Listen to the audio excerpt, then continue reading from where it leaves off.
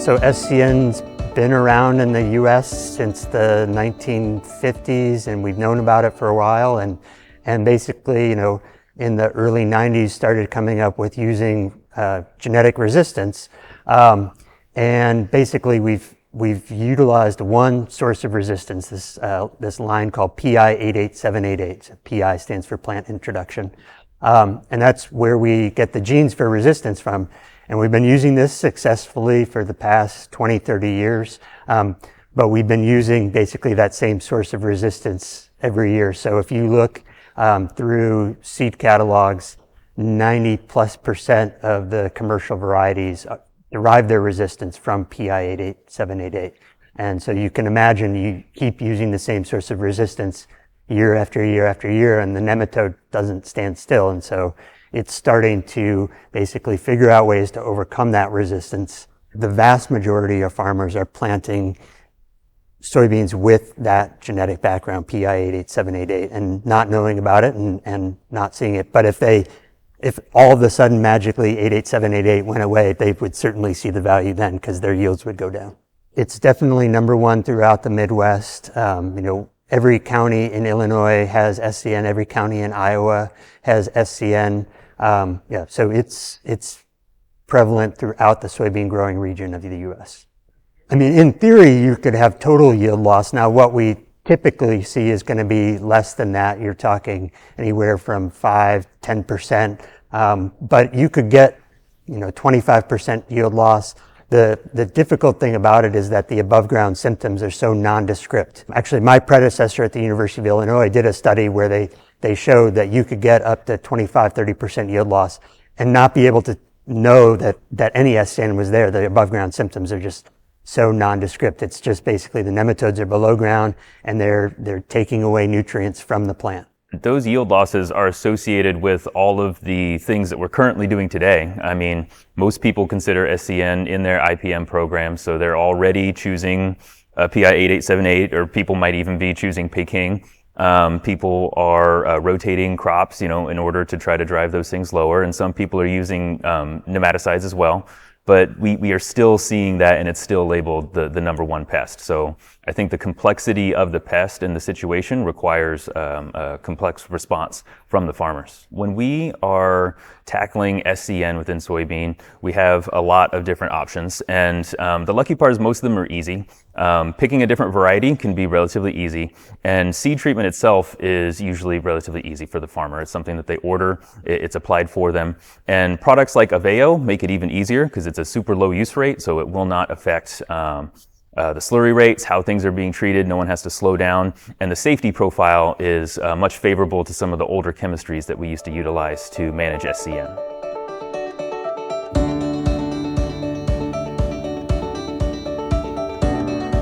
The idea of the SCN Profit Checker is that it's a simple online tool that farmers can go in, they input their location, they'll input some other data points and basically input the number of eggs that they have in their fields. And basically in the background, the computer is making the calculations and giving you sort of an estimated yield loss based on these data points that you've put in.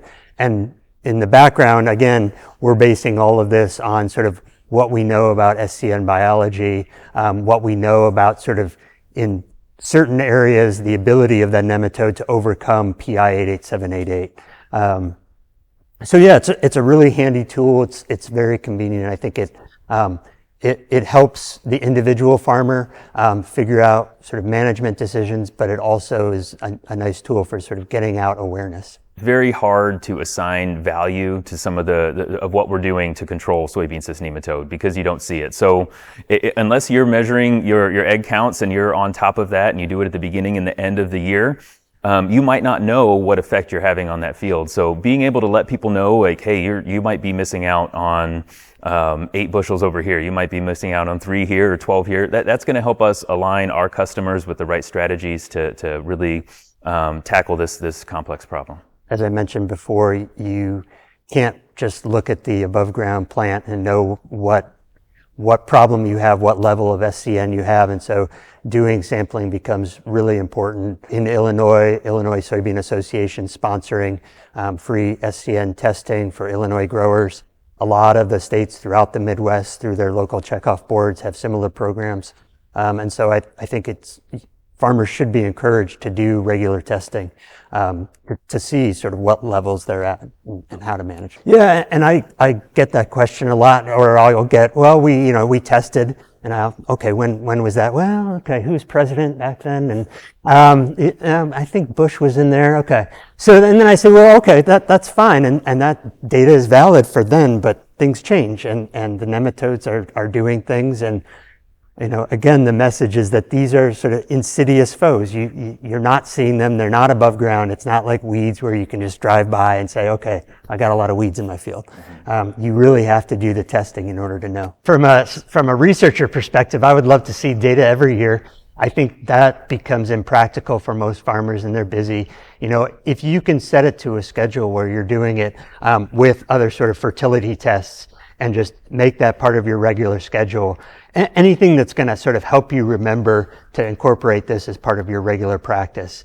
Do it every presidential election, something like that. Just something that's going to make it sort of easy to keep in mind.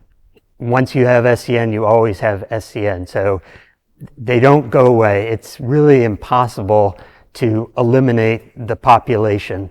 You're managing it at that point. Once it's in your field, So the eggs of them are really great. They're tough. They're survivors, and they can hang around in the field for multiple years, even without feeding, and be just fine, ready for the next soybean crop to come along. Dr. Greg Tilke at Iowa State produces a nice map where it shows all the counties where they've found SCN. And in a pinch, if you needed a map of just soybean acres in the U.S., you could just swap that in, because it essentially shows where soybeans are grown in the United States. The fun part for me as a biologist is like how intricate the biology is and interesting. But when you're trying to basically convey this information, there's a lot going on, and so you can talk about, corn's not a host. Well, the natural question is, let's plant corn then. Well, okay, it's not a host, but the nematode can survive, and you'll get a drop in the population. And so there's a lot of sort of gray areas that, as a researcher, make it fun for me for my job, but can make it difficult to explain to people who just want basically, okay, here's the strategy to use. It's job security, because it's not going anywhere. There's no silver bullets.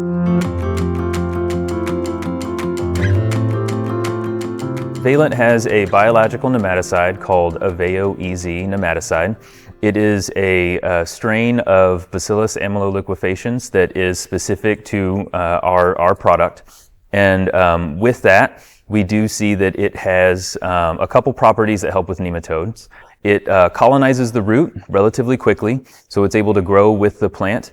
And then we've also seen in some testing that it can produce secondary metabolites that can cause paralysis in some nematodes as well. What we're really looking to do there is we're not looking to necessarily solve your complete nematode problem.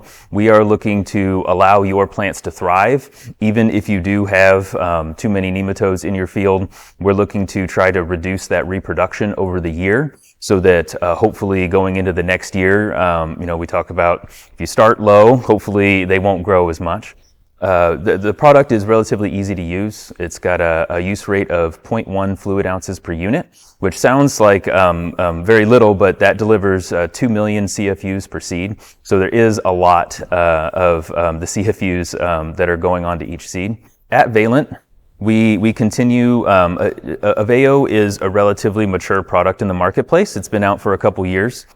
We continue to support it, and it's because with something like a nematicide, with a lot of our customers, we're still teaching them, and there's a few customers that teach us, the ones that are very good at nematodes, but it's a whole different type of product when you go in to talk to somebody.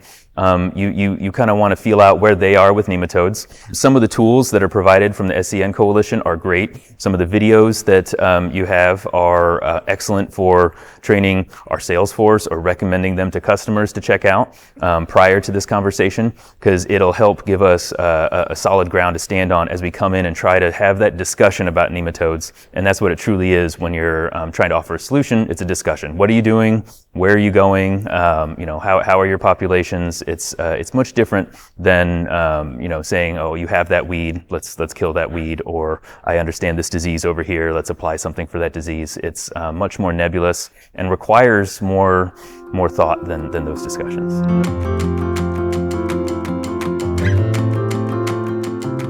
Valent is extremely supportive of what the SCN Coalition does, because science communication is an extremely challenging thing to do. They are excellent at taking very complicated concepts and making them come across in an easy way that anyone can understand, but it's not dumbing it down at all. You're still learning. You still come out, if you go and watch the videos on their website, you will come out and you are like 50% of where I am already. You're like, it's a quick course in nematodes that would help almost any farmer. Well, I think because a lot of the modern day farmers are working with private companies, and so a lot of times their primary form of contact and information is coming from these companies. And I think we, working at public institutions, academic institutions, our goal is to help them, and we have to recognize, okay, this is where a major source of information is coming from, and so partnering together just makes complete sense.